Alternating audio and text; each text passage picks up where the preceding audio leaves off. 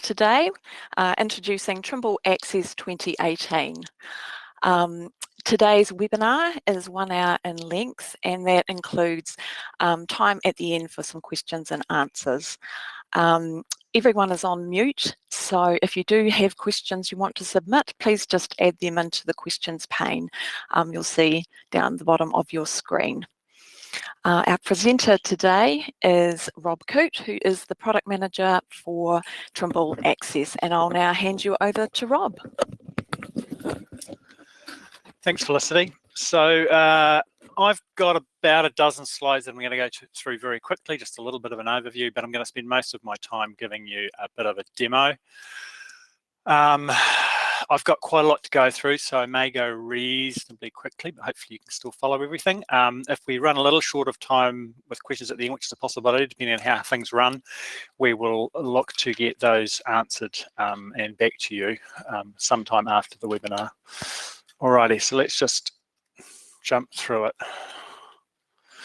All right, so I'm going to touch very briefly on 2017, but I'm primarily going to talk about 2018, talk about the new user interface, some of the improved workflows, touch a little bit on the hardware and the support in Trimble Access for that. Most of my time is going to be spent doing a demo. I'll also talk a little bit about Trimble Sync Manager, which is the mechanism we're now using for syncing files between the field and the office, and I'll touch a little bit on upgrading from 2017 to 2018 and operating with mixed fleets.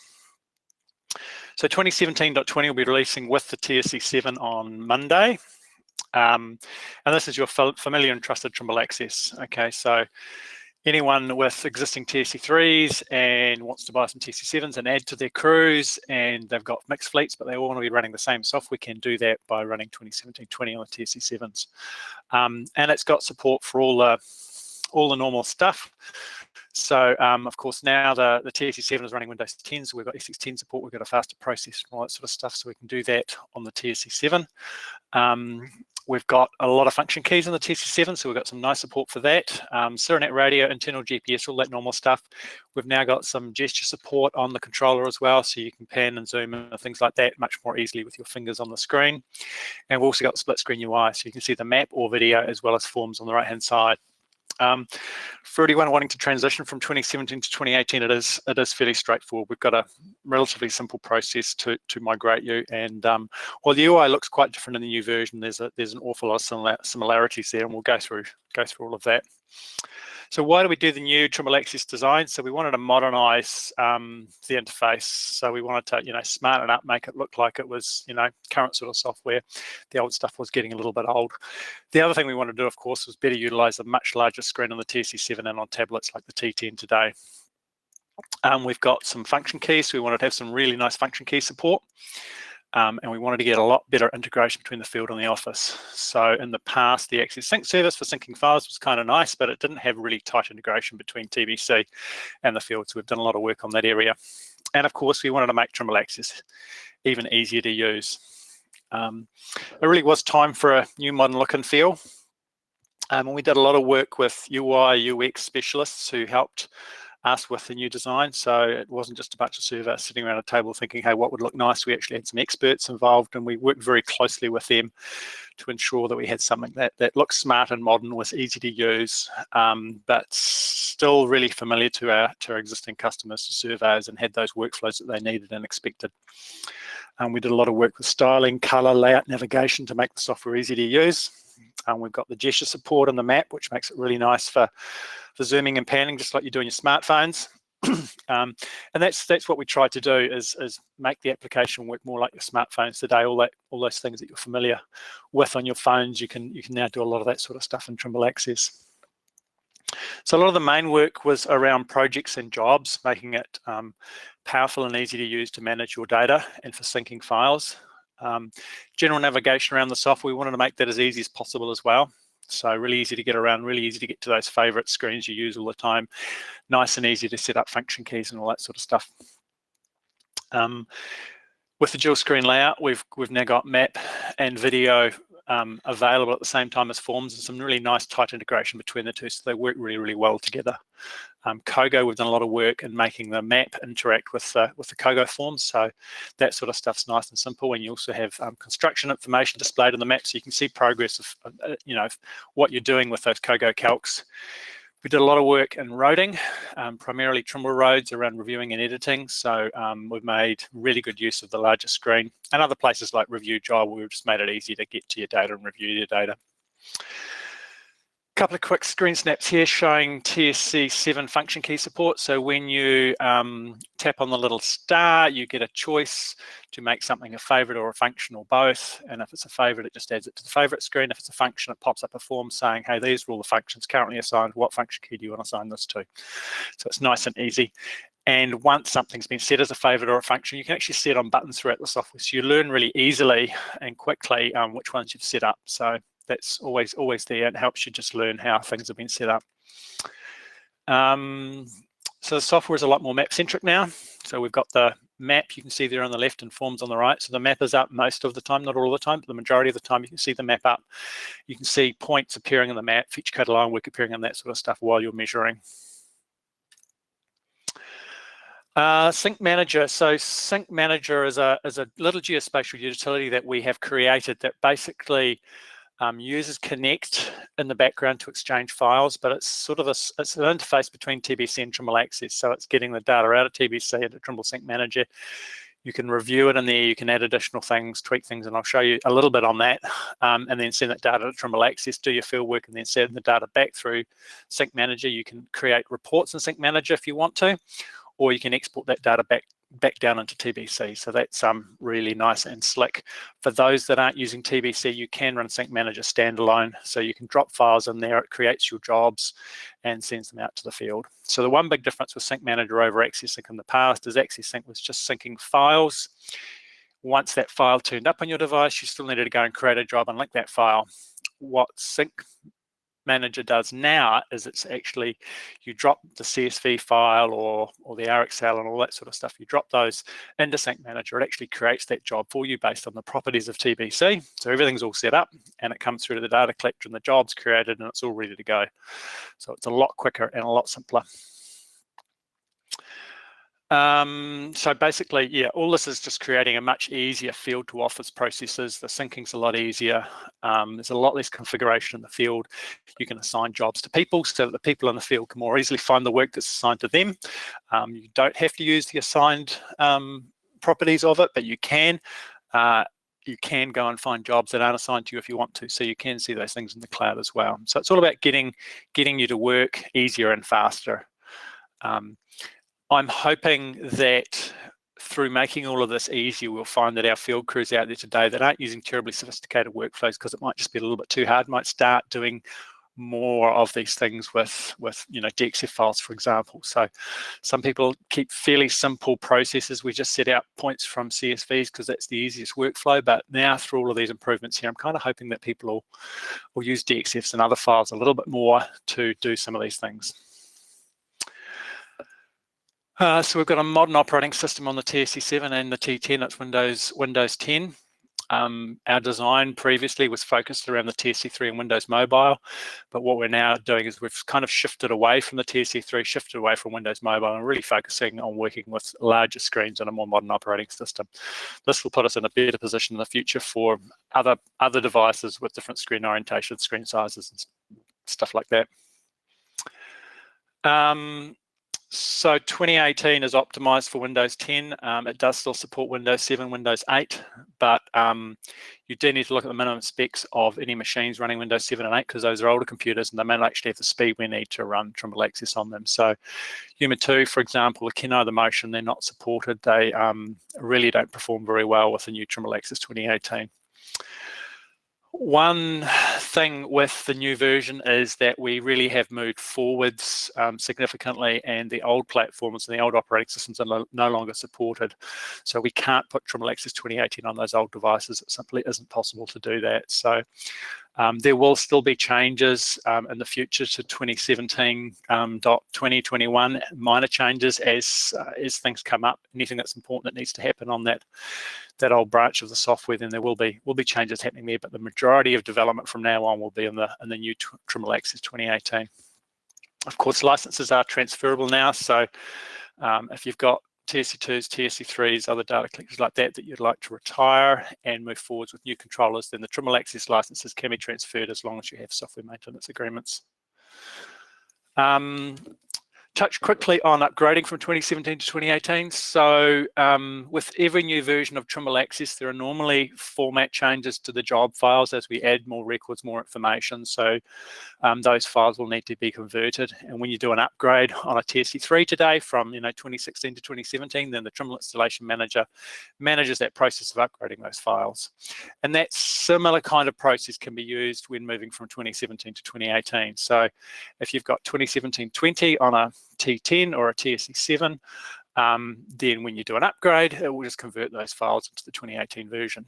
Now, if you are relinquishing a license on, say, a TSC3, and you want to transfer that data onto a TSC7, then because the TSC3 was upgraded with a desktop computer typically, then the data that was on that TSC3 is backed up to that desktop computer. And to transfer that and install it on a TSC7, because you now need to run the installation manager on the TSC7, what you need to do is copy that data off your desktop PC onto the TSC7, and then you can go through that upgrade process. So that's all supported in the Trimble Installation Manager, and it's relatively simple as well. So as far as running with multiple crews on 2017, 2018, these are sort of my personal opinions here, is that 2017 to 20 runs great on a TSC7. There's no reason you can't do that if you want to. And most companies, when new software comes out, they will usually have one crew test it, put it through its paces, look at the differences in workflows, make sure that they can explain to their guys the little things that have changed, so they understand how to pick up and use new software. So it's always good advice to do that first. But 2018 does offer a lot of improvements. So I've gone through all of them. There's the job management stuff, the data syncing, navigation, favorites, function keys, split screen layout, all those sorts of things make the software a lot easier to use. Interaction between map and forms, and just general usability is a lot better. It's a lot easier to get around the software. It's a lot easier to find the functions and features you want.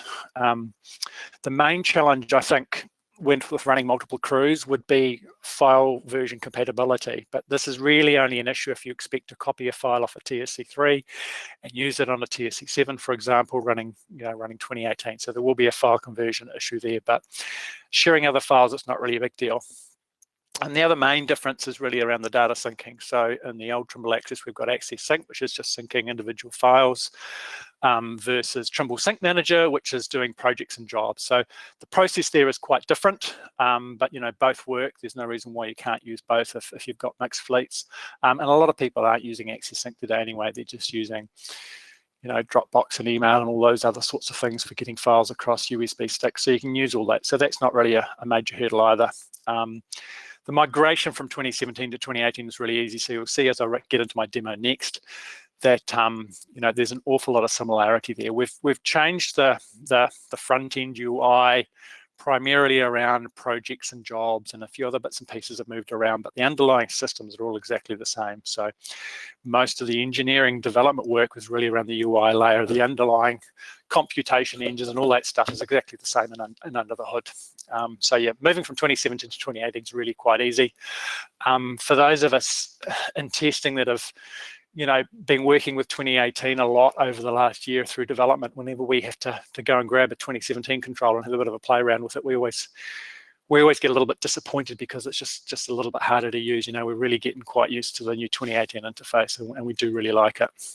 So let's just switch to our demo now. And I'm going to go through this reasonably quickly, and I'm really sort of trying to highlight the main changes in the new version of Trimble Access. I'm not going to go into all the details of how to use the software, but I'm going to touch on all the high points, all the main changes.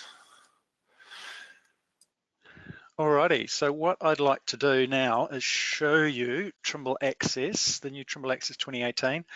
But what I'm actually going to start with is a little bit of a demo using TBC, which is not the way I normally start my Trimble Access demos, but I want to show you the new Trimble Sync functionality. So here I've got a project in TBC, and what I want to do is I want to send some data from here to the field, to Trimble Access. So I can select whatever points, lines, entities I want to send, and up here we've got Trimble Sync. So when I run Trimble Sync, it opens up this window on the right hand side, and this is now showing me the entities that I've selected over here. So I've selected a total of 378 items, 283 are points, and I can choose to send those to Trimble Access either as a DXF, CSV are actually embedded in the job. So if they're control points, you might want to put them in the job. If they're stakeout points, you might want to put them in the CSV.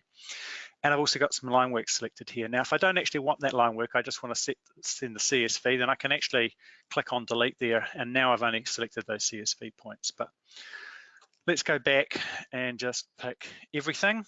And let's give it a bit of a name. Let's just call it test demo. And we'll add the selection set to go to the field, okay? Now I could do multiple selection sets, multiple points for different tasks and group them all up and send them all through, but we'll just do this one for now. So when we hit send, it's gonna send that through to Trimble Sync Manager, and Trimble Sync Manager's running here. I'm in a project called Sharbian Subdivision, and it's saying, hey, I've got some data from TBC, would you like me to apply this? And it's showing me that I've got a feature code library associated with that project in TBC, so it's automatically going to link that to the job that's created via Trimble Sync Manager. It's got a CSV file and a DXF file. So when I hit apply, it's then creating a job here. And let's just give this a nice distinctive name. We'll just call it demo. We can give it an assignee. So let's make myself the assignee. And we can see that the CSV DXF file are linked here, ready to use. We've got a feature code library that's set up there as well. All of our coordinate system parameters have been populated from TBC, so they're all set up and ready to go as well. And now when I hit create, it's going to create those files and get them up into the cloud and ready for Trimble Access to download. So let's just give that a second or two. It's setting up all those files. And what it's doing here is it's not just sending a CSV file and a DXF file. What it's actually done is it's creating a job for the field. So in the past, with the old Trimble Access 2017, when you sent a file via Access Sync, you just end up with a file on that device. And what you would then have to do is go and create a job and link that file and get it all set up that way. But now with the new Trimble Access, what we're doing is that job will turn up on the data collector with everything linked to it all ready to go.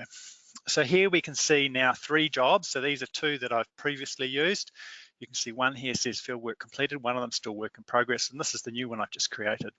So now let's switch to Trimble Access. And we're in the project screen of Trimble Access. So if we open up the Sharbian subdivision, now we can see some properties on the right here, and we can see the 2 jobs I talked about that were already existing and this one called demo. So if we open up, we will see again, we've got a green tick, field work completed. This one's work in progress assigned to me, and this is the new demo job. And we can see that those 2 files that we just created are attached to that job. And now when we hit download, it's now going to get that job from the cloud and bring me into the map. So you will see if we switch back to TBC, that we've pretty much got a very similar image here. So all that data has now been sent to Trimble Access. So that's basically showing the very basic elements of TBC and Trimble Sync Manager and how you can send data from the office to the field. Later on, I'll show you that workflow going backwards, going back from Trimble Access into TBC. But for now, I want to just show you some of the basics about Trimble Access and the rearranged UI and how it all fits together and how it all works. So I started off in the project screen, so I think we should start talking about the project screen first, because this is sort of the starting point of Trimble Access 2018, and this is where a lot of the work has gone into it. So we're now organizing our data more into project folders. And a project is really just a folder, but it has got all those related job files all together. So your control files and your DXF files and all that sort of stuff for one particular project. If you store it all within one project, it's a lot easier to use, a lot cleaner and a lot simpler. You can see all the jobs associated with it. We've made this UI nice and rich and quite powerful. So as you click on things here, you will see images about the job and about the project. and about the jobs within that project. And as you browse down, you'll see some of the projects have got additional information. So we've got a description here called New Road Set Out under this project. We've got reference information, location. We can see there are 3 jobs in here. As we browse down, the parameters here on the right-hand side change depending on what we've got selected. Some of them have no jobs. So the idea here is that you can get a quick overview of a project before you actually have to open the project, before you have to open any jobs. So it makes it a lot easier to work out which folder you want to work with. So we've got some controls up the top here that I should talk about as well. So let's first look at filter. So if I know I have a project and I can't quite remember its name, but I know that the name's got TNZ in it, then I can type in TNZ and it will filter that list to only show the ones with TNZ in it. Nice and simple. We've got some simple sort controls here, so we can change between name and last used, and we can sort ascending or descending. We've got a filter key here. So filter enables us to see just the jobs on the controller or the jobs just on the cloud or on both the cloud and the controller. When you've got a filter applied, we color it yellow just to give you a visual clue that, hey, a filter has been applied. And if you can't find something, it could be because you filtered it off. Let's switch that on. Up here is our Connect status. So we are logged in to Trimble Connect. And when we're logged in, this icon is colored and we'll have a refresh icon. So at any time we can push refresh and do a refresh here. Now, so that's basically projects. If you want to create a new project, it's basically creating a new folder, hit new, and it will go through here and you give it a name, description, reference, location, and assign an image. Very simple stuff. Now, once we go into a project, we'll click open. Now you can either hit open to open a project. Single taps do not open jobs or projects. They move around and update the parameters on the right-hand side. If you want to open something, you double click on it, hit open on the bottom right-hand corner.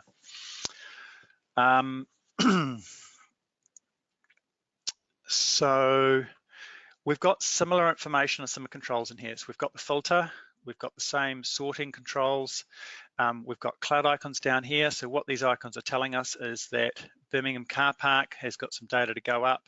The control file here is all in sync. We've got a tick, everyone's happy on that one there. We've got some more filter controls in here as well. So again, you've just got cloud or controller like we had under projects, but what you also have is an option to only show files from the cloud that are assigned to me. So you don't have to use the assignee feature, but if you do, it's really quite powerful because large organizations with a lot of crews, they can be a crew manager in the office setting up all the data and assigning specific projects and jobs to specific field crews, and they can come in here and say, hey, only show me the job files that are assigned to me, and they'll see just the ones that are assigned to them. So if I switch off that one and switch off that one and switch off that one, then I'll see just these 2 that are assigned to me.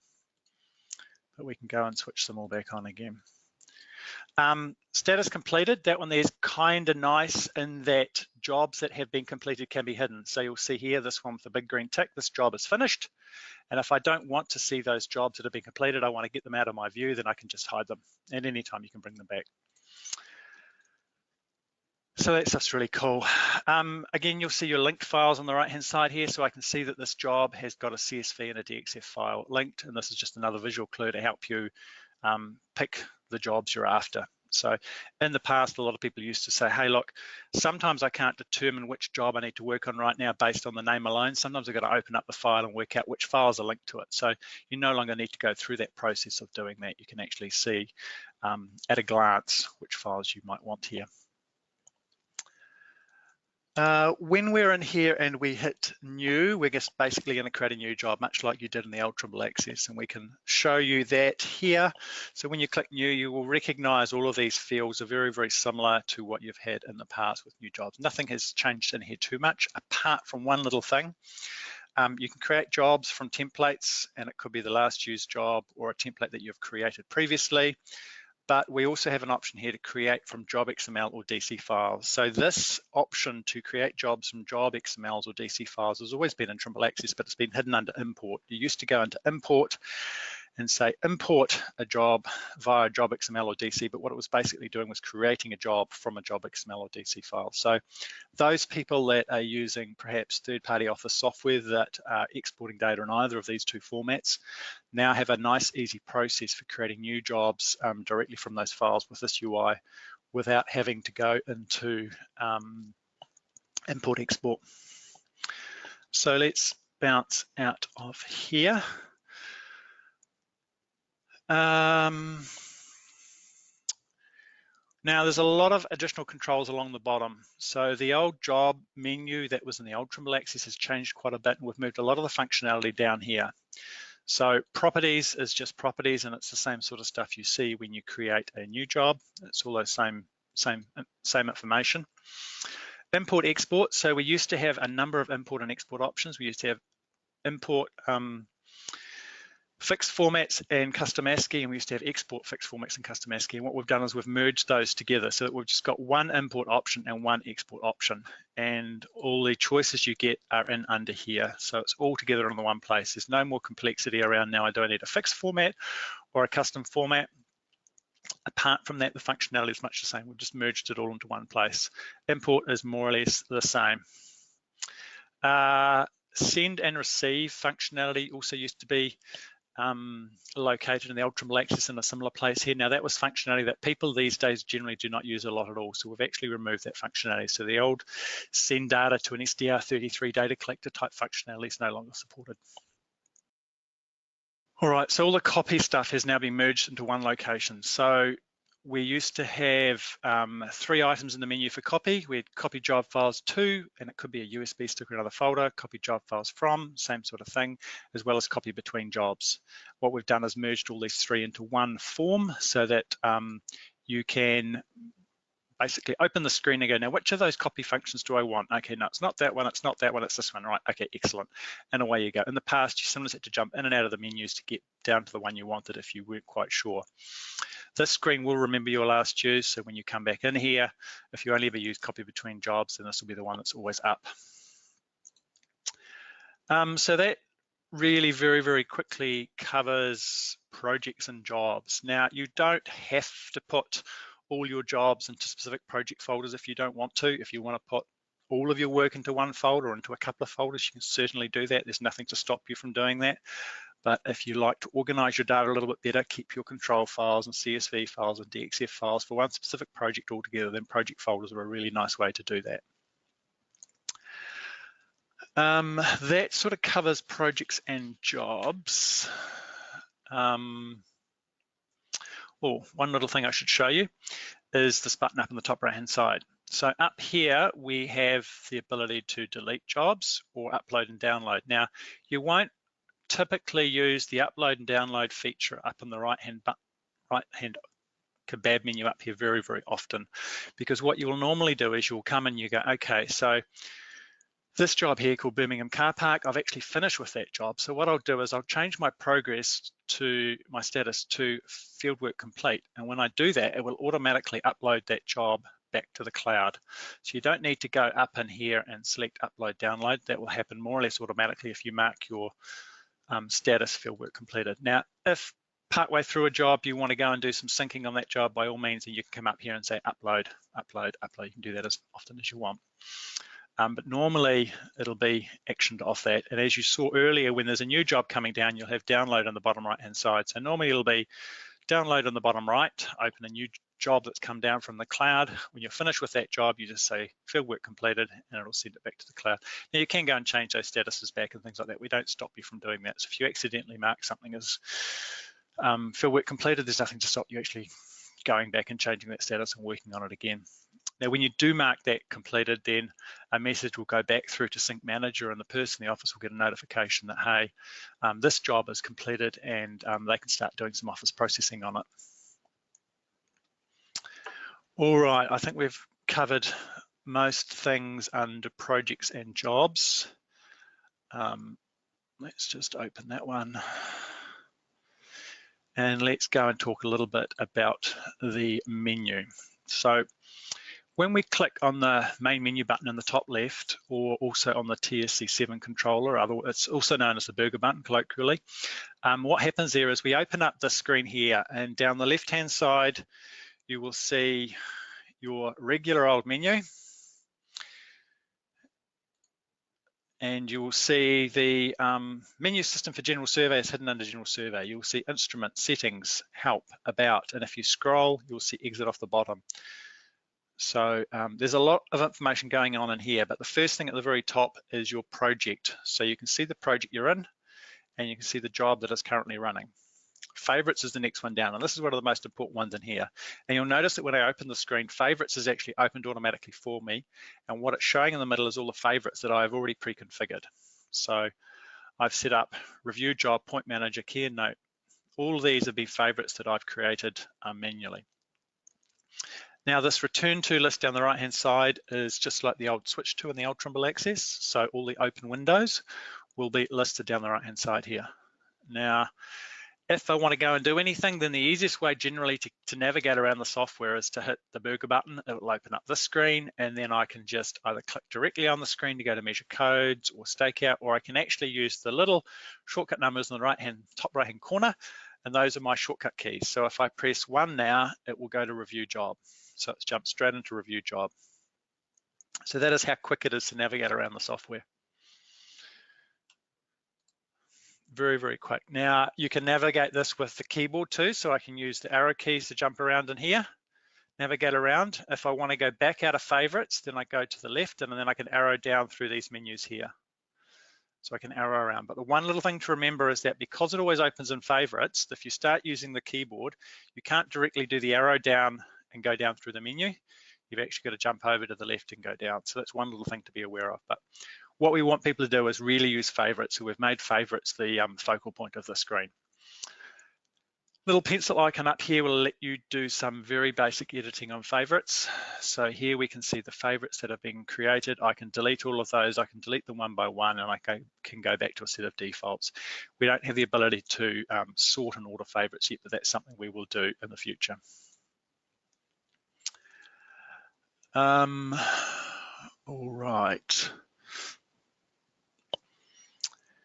Let's just have a little look at job data. So I talked a little bit about all of the job functionality that you can do on the job screen now. So those things that used to be under the jobs button inside the old 2017 Trimble Access, a lot of that's moved into the job screen, but there are still a few things in under here. So we've got review job, we've got point manager shortcuts, we've got good old QC graph. Map, don't really expect many people to need to use the map from here anymore, because most of the software is running in the map screen anyway as it is now. And File Explorer is just a shortcut to File Explorer, so it'll just open up File Explorer on the controller. One little tip for you is Windows 10 has some cool features such as pin to quick access. So what you can do is you can click on any particular folder and go pin to quick access. And if you do that, then what happens is it gets pinned in this list here. So I've got Trimble data pinned to my quick access. So I can open up Explorer on the computer at any time using Windows E, for example, as a keyboard shortcut.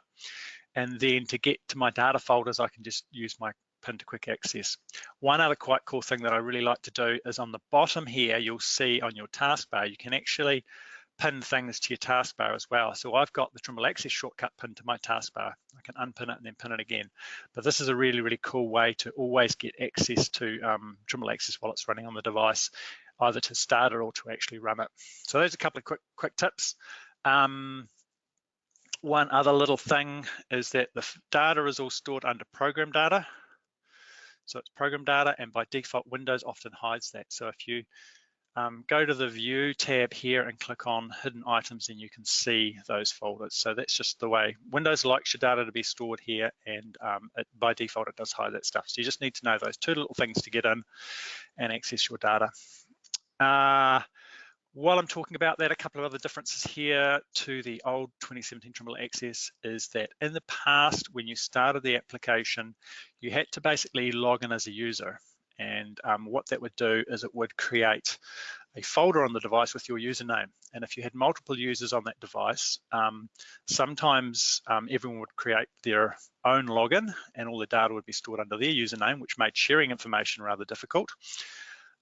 Or sometimes they just reuse someone else's login, which is what most people were typically doing. So what we've now done is we've got away from that concept of having a username folder, and all of our data is actually stored into a projects folder under Trimble Data. So these are all the project names that you will see inside Trimble Access, and they're really just folders, and if you open them up, then you'll see jobs and other files within them. And the other little difference there is that when you created that folder in Trimble Access 2017, you were also asked whether you wanted to work online or offline. And if you wanted to do Access Sync type functionality, syncing files, then you would work online. With the new Trimble Access, basically all of that is controlled from within the jobs and project screen. So if I want to work online, I simply log into Connect. So I can sign out at any time. And now you will see this icon's gone. I will no longer see any of my projects or jobs that are purely in the cloud. I only see the files that are on the controller, but at any time I can log in and I can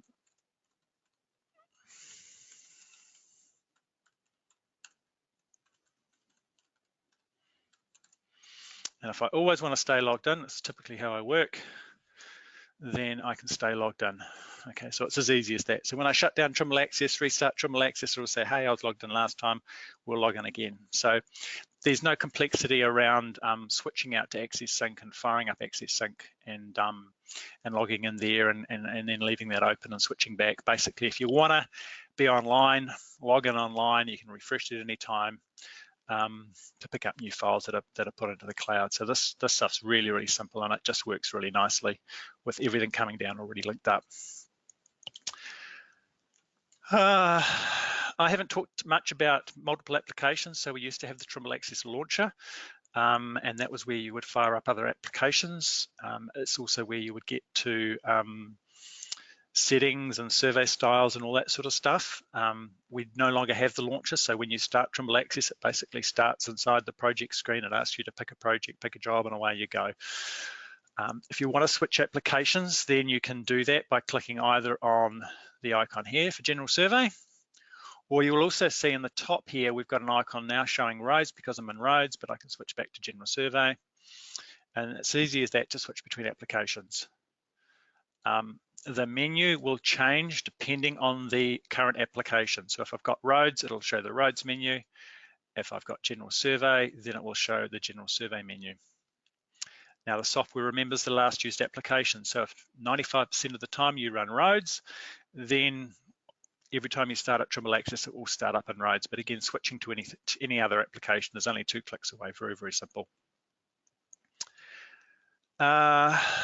Instruments and settings have been promoted a little bit here. So instrument was something that you could generally get to under General Survey, but not roads. But now it's available for all applications. And this is again just the same old instrument settings that you've seen in the past. Nothing's too much has changed in under here. Settings is something you used to get to from the old launcher. So now we've integrated that into the main application, so it's a lot easier to get to. So again, if you want to tweak any of your survey styles, then you can just get to those very simply from there. Everything under these menus is pretty much the same as it always has been. Not too much has changed there. Help. So help's had a major rewrite, and it's just fired up. So we've made the help a lot easier to use. So we've redesigned the help from the ground up, and it's now chiefly a fully integrated help system.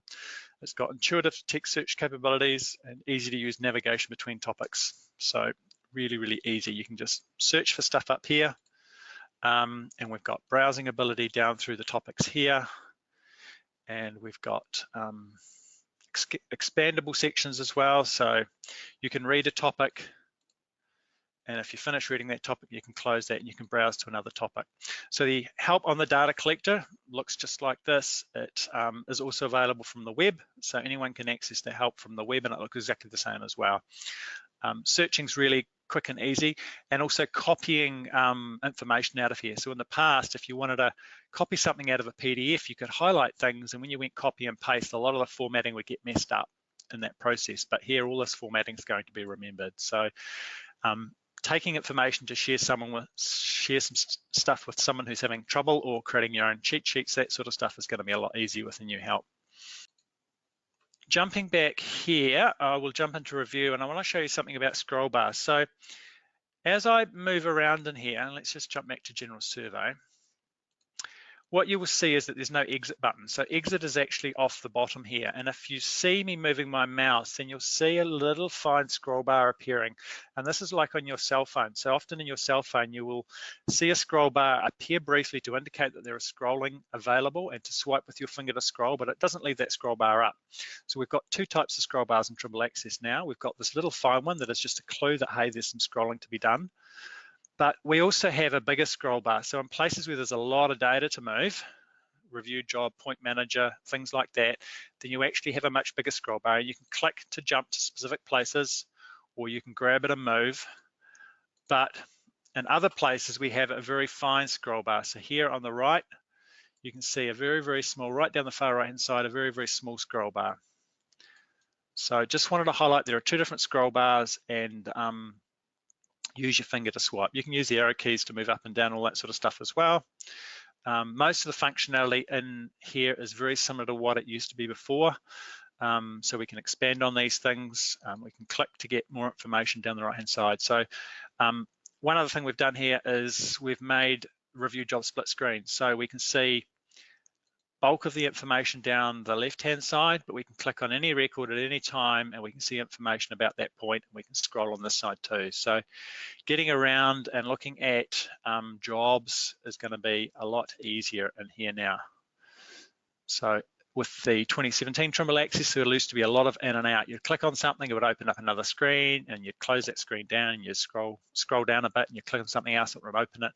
Now you can basically click around here and review points and coordinates and stuff like that, and other records much, much easier. Let's just jump to Point Manager. So Point Manager, we're utilizing the full wider screen here because we looked at doing the split screen as in that previous review job screen, but what we really want to do is maximize the width here. So when we click on something in here, we can go details and we can see more information about it. So those are the two ways you can basically review your data. All right, so I think we've covered most of the basics with the menu system. Let's have a little look at the toolbar along the top. So I've already talked about switching applications with that first icon. It shows you a current application. This is General Survey. Second one along, we've got current time and date. And then we've got batteries. So we've got our controller batteries and our instrument batteries. And if we're running on a TSC7, then the TSC7 does actually have two batteries in the back, which will actually show an icon for each battery and the combined power of both those. You can actually see how one of your battery levels is going down and which battery you need to change. Next icon along is just the same old stuff that we've always had. So we've got our instrument icon. And we can click to that to get to instrument functions. Now, instrument functions is very, very similar to before. We've smartened up the icons a little bit, but what we've also got is controls to set up our favorites and function keys, and that is the star in the top left-hand corner. On the top right-hand corner is, again, the shortcuts that you saw on favorites. So I can press 1 to get shortcuts here. I can arrow around the form, or I can just use my finger on the screen. Let's look at setting up some favorites. So we can see on auto lock that F5 has been configured as a favorite. We can see on search that F6 has been configured as well as a function shortkey, sorry. If we want to do change face, let's configure that. So when we go and configure either favorites or functions, we've got a few choices. So we can make it just a favorite, just a function, or we can do both. So if we make that a favorite, it's now a favorite, it's yellow, right? So if I escape out of here and go into my favorites list, I can now see change face as a favorite. Let's go back in. If we want to clear that, then we can just go none. If I want to change search, so that it's both a favorite and a function. Then I can say I want to do both. And now it's going to say, okay, so tell me which function key do you want to utilize? So on the TSC7, we've got 6 physical function keys and a shifted 6 on those as well. So I can say, hey, I want that to go on F9. So search is now on F9. And I also made it a favorite. So it's here under favorites as well. So really quick and easy way of setting up functions and favorites. And if you look at any of the forms within the system, so let's go to key in line, I can do the same thing here. So most forms will also have a star on them. So I can go, hey, I want key in line to be a favorite because I use that all the time. Please make that a favorite. Now, in here, key in line is there. I can get to key in line very quickly and very easily. It's always just two short taps away. We can create as many favorites as we want, and the screen will just scroll up. You will only ever get a maximum of these 3x4 12 keyboard shortcuts. So once you go further down, then you don't have keyboard shortcuts for them, but you have got those 12. So that's nice and quick and easy to use the keyboard to navigate to things. And again, you'll see your return to here. Now that I've got key in line open, I can jump back to key in line that way as well. So you've got multiple ways to navigate around the system. All right, so the next button along the top toolbar there is the targets button, and I can click on that and I can see the targets that have been set up so far. So I've got 6 targets plus my DR target set up. I can see the shortcuts in the top right hand corner. Keyboard shortcuts, DR is always shortcut 0 because it can move around. You can only have one DR target, but you can have numerous other targets in here. And we're showing a pretty icon for each of the particular targets. So you can see at a glance which target is you're using. You can give them your own names if you want to. So these are all pre-configured names. And you can see information about the targets. You can see the prism constant. You can see this one's got a target ID set to 1.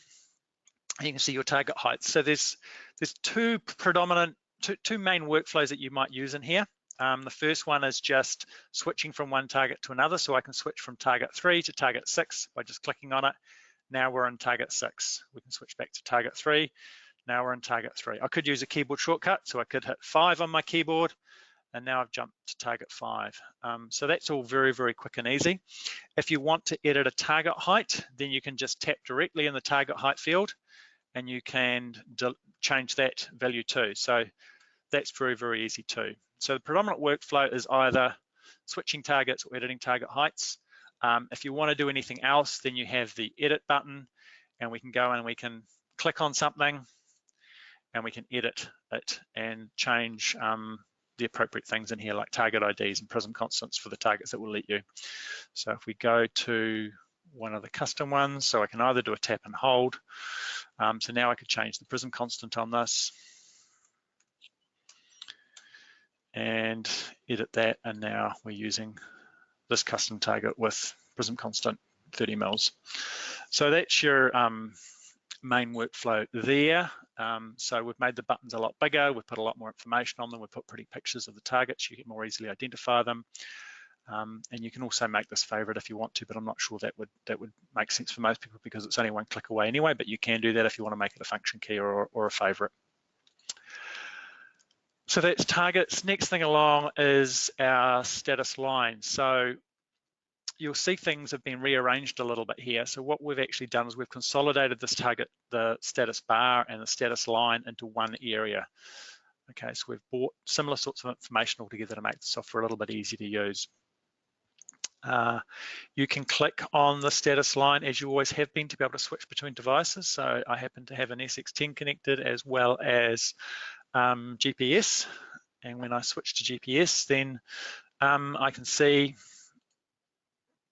to my GNSS functions. So same sort of deal as with Total Station. We've got favorites advertised in the top left-hand corner, the ones that have been set up. We can see, function keys and favorites, and we can create more if we want to. What else do we need to cover in here? I think I've covered most of that. One other little thing is that all our favorites and function keys are stored in the config file, like they have been in the past. One other subtle difference there is that we used to have multiple users on data collectors, as I talked about earlier. You'd have different multiple user ID logins on the device, and we would have different config files for each one. And that was of some value to some people, but more of a hindrance to others. And the problem there was that a lot of companies with multiple crews like to set up all the devices to be set up in a very similar way. And by having multiple config files on the device, it actually made it quite difficult to do that. So what we've now done is we've gone back to having just one config file. So if Fred shares his data collector with Bob, then when Bob picks it up, it's going to be set up the same way as it was with Fred. And it doesn't matter which data collector you're using around the company, as long as they're all set up the same way with a similar config file, then they'll all operate the same way. They'll all have the same favorites, and it'll be easier for everyone to use, basically. You can modify those at any time, but that's a nice way to get it set up. Easy to use. Alrighty, let's go and look at the map a little bit. Now, for anyone familiar with using Trimble Access on a tablet already, you will see that the map is the map that it is very similar to the map that we had in 2017-20 on tablets. And we have a toolbar down the left-hand side here. Now, for TSC3 customers, there is a bit of a change because we used to have tools along the bottom, but those are gone now because a lot of the time we will have a form up. So it could be measure points. No, let's not do that just yet. Let's go to key and line. So you could have a form up here, and you'll have soft keys along the bottom that actually tie to the form. So the map soft keys have all basically been built into here. So we've got the standard old tools, zoom in, zoom out, all that stuff that we've always had. And you can lock down a button like that, and you can do multiple zooms and things like that. Or you can zoom out. This is all more or less the same sort of stuff. Zoom extents, you can also use your fingers. So now I've got 2 fingers on my touch screen, and you can see the little gray blobs moving in and out, and so I can pan and zoom and all that stuff all in one fell swoop, which is really quite cool. If you've got 3D data to look at, I'll show you that in a different job, but you can click on the rotate option here. Most of your settings are in under here. So if you click on the eyeball icon, you'll get to settings, and this is all the stuff that we've had for a long time. And under settings, if you've got scan information, you can see your scans. If you've been using an SX10, you've got your filter controls in here. And this is your pan to functionality. Now, on tablets in the past, the layers control used to be hidden under show, and it was a little bit hard to get to, so we want to make that easy to get to. So as far as controlling DXF files, CSVs and stuff displayed in the map, they are now just a single click away. So you want to see that one, just 2 clicks switches it on. And that stuff's really, really easy too. If you've got a SX10 and video, then you can click on the video icon here. So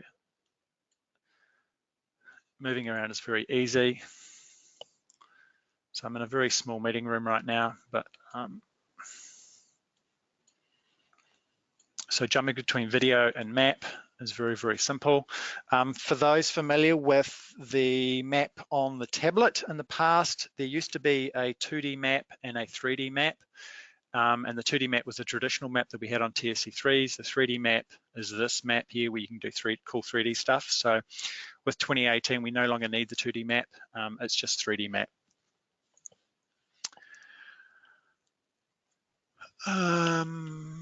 All right, I think I've almost covered most of the core functionality. So I'd like to show you some other stuff in a minute, just looking at a variety of jobs and looking a little bit more into COGO compute point and traverse adjustments and roads and stuff like that. One other little thing I'll mention just before I move on is that with 2017 on the tablet, we used to let you configure how the screen was split. You could either maximize the map or maximize the form or have it split like this. What we've done with 2018 is we've simplified that a little bit. So we've got a bigger screen now, and we're making better use of the screen on the TC7 and on T10s. And we found that users didn't really need to mess around with the set out with the split screen stuff. So what we've done is pretty much fix it to be more or less 2/3 on the left, 1/3 on the right. Now, some people have commented that, hey, when I'm doing scanning on an SX10 and I'm framing, I really want to maximize that video view because I want to see as much as possible. It makes it easier if I can see more. Now, I did some comparisons a while back to see whether we'd really lost much real estate on there, and we haven't, because with the video on, say, a tablet, what was happening is we weren't utilizing the whole screen. We had these black bands down the right-hand side because the video frame didn't fill the screen on the UMAs. And what we've done now is we've got rid of those black bands and we've slid it over to the left-hand side. So the field of view from this edge here to this edge here is pretty much identical on a TSC7 with 2018 as it was on a UMA. The one little thing you do miss out on is that this toolbar is basically sitting over a little bit of your video view. So the only thing you're really missing out on is this little bit of the view that is obscured with the toolbar, but otherwise it's very, very much the same. Except that, of course, it's a lot easier to use because you've got your form up on the right-hand side at the same time as you've got your map or video on the left. So it's much nicer and easier to use. All right, so let's have a little bit of a play and look at a few different features. So let's jump to another job just quickly. Let's jump into Braintree. We've got a nice pretty DXF in here. And I'm going to use my fingers to zoom in a little bit more. And let's pan across like that. So now let's do some COGO. So let's look at COGO, compute point, and we'll do a distance intersection. So we've done a lot of work to improve the interaction between the map and the form on the right. So if I click in a point name field and I then go and pick a point, it's filled in that point name field automatically. It's moved me to the next field and it's highlighted that point to show that that's the one I selected, so that's the one in yellow. So let's do a distance intersection between 2 points, and let's pick 5 meters for the first point, and let's pick the next point and go 4 meters. And so very, very quickly what I've done is I've picked 2 points, entered a 5 meter and a 4 meter distance, and it's now displaying 2 circles. And when I go to calculate that result, it's going to say, hey, we can either create an intersection point here, or I can hit other, or we create an intersection point here. And we can see the coordinates on the right-hand side. So you see those coordinates change as I flick between the 2 points. So we're getting some construction work to help us decide which point it is we want to create. And once we make the decision which one we want, we can hit store, and it's now stored that point. So that's showing the power of having the map up at the same time and seeing the form on the right-hand side and getting some nice interaction between those two. So in the past with Trimble Access 2017, this would have been an awful lot more complicated and not nearly as straightforward. So we've made this nice and simple. So that's COGO stuff, and we've done this sort of functionality through all of the COGO features. So you'll see this sort of stuff appearing in a lot of places. You'll see construction lines a lot more. If we jump to our Travis job, I can show you Travis adjustment. And this is quite cool too. So we're switching jobs. We just need to close that other window. So let's go into COGO. Travis. And let's just give it a name. And let's pick a start station. So let's pick, okay, we don't have a start station there. Let's pick that one, okay. So now what we're doing is we're gonna start on peg 5 and we're gonna add another station. And what it's saying here is that there's 2 other stations to add. Which one do you want? Now I can either pick them out of the list or I can manually pick them off the map. So let's say we wanna go to IS8. So we click on IS8 and we go accept that and go add, and now from IS8 it's saying, hey, we've got 3 other places, 3 other station setups. Which one do you want to go to? So let's go to peg 6 and add that. From peg 6 it's saying, hey, we can go to IS3. Let's add that. IS3 it's saying, hey, we can go down to peg 5, and now we get a close option at the bottom. So the Travis routine is exactly the same as the old Travis routine. Nothing's changed behind the scenes. All the functionality, all the business logic, all the calculations are identical in 2018 as 2017. But what we've done is we've got some improved UI over the top. So now picking the Travis legs that you want to adjust is a lot easier, and it's more graphical, so you get a better indication of what's going on. So now we can hit close, and we can adjust the way we're doing our close if we want to. We can accept those defaults. And now what it's doing is showing us here is our close results. So we started on peg 5, we ended on peg 5. This was our angular close. Distance close was 4 mils. We had 3 mils in northing and easting and 2 in elevation, and that was our Travis length. So now we can go ahead and adjust the angle if we want to. and we can adjust the distance, and our traverse has been adjusted and stored. So that's how easy it is to do traverse adjustment. And again, that's just showing you the visualization of how all this interaction between the map and the form on the right-hand side works.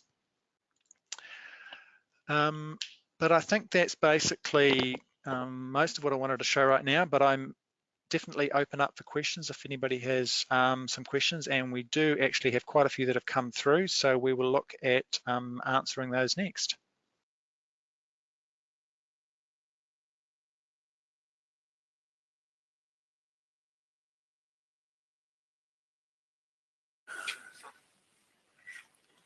Okay, so that completes the demo. We had a bunch of questions come in, and we've been answering those as we've been going along. What I will do is just touch on a couple of questions that might be common questions that I can that a wider population might be interested in. So there was one around, is Access Sync and Trimble Sync Manager using the same login credentials? So Trimble Sync Manager is using Trimble Connect in the back end. So with Access Sync, you can use TCC or Connect, but you need Trimble Connect credentials. And there is a lot more information that we do need to share about Trimble Sync Manager and Trimble Connect and the credentials and stuff. So we do need to organize a Sync Manager in the near future to go into this in a lot more detail. So we need to set that up and let people know.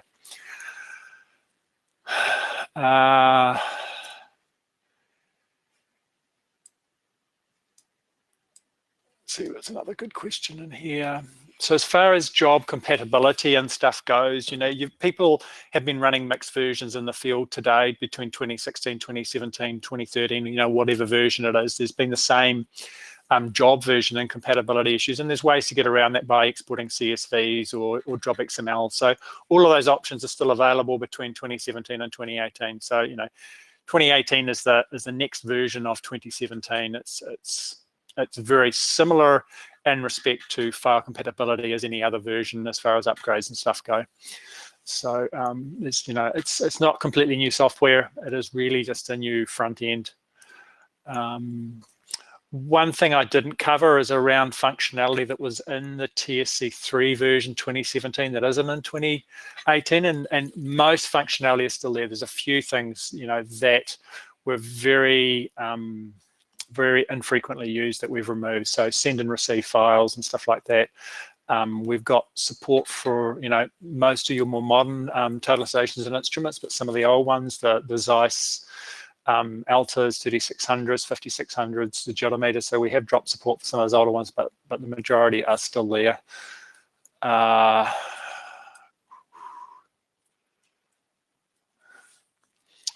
So some of the other questions were around Sync Manager and assignees and the cloud and stuff. So you can have multiple assignees in a job, which means it'll appear assigned to them on the data collector in the field. And what I wouldn't recommend is two people downloading the same job and working on it at the same time.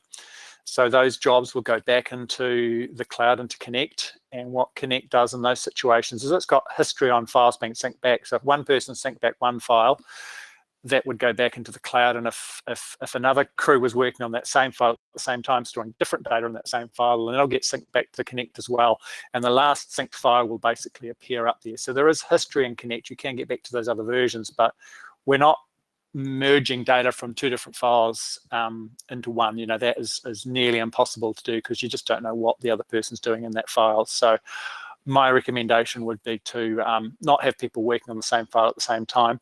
But if a job has been assigned to two people and you know, the guys in the field can decide which job they want to work on, or they can download and work on that job. They can work that way. I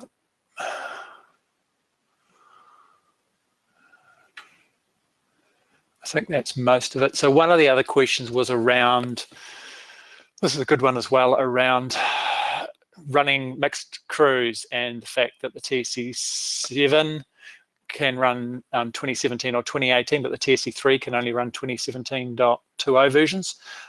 So, you know, are people going to be forced to stick to 2017 on TSC7s just so that all their guys out in the field are running the same version? So it really depends on your company practices and what your processes are. So my recommendation would be, you know, pick one of your crews and get them to have a bit of a play with 2018, see what they think, let them evaluate it, and then look at how the differences in 2018 impact on perhaps on the processes you use in your organisation for, sharing data and working. And it might be that there is very little impact. It really depends on how you guys work.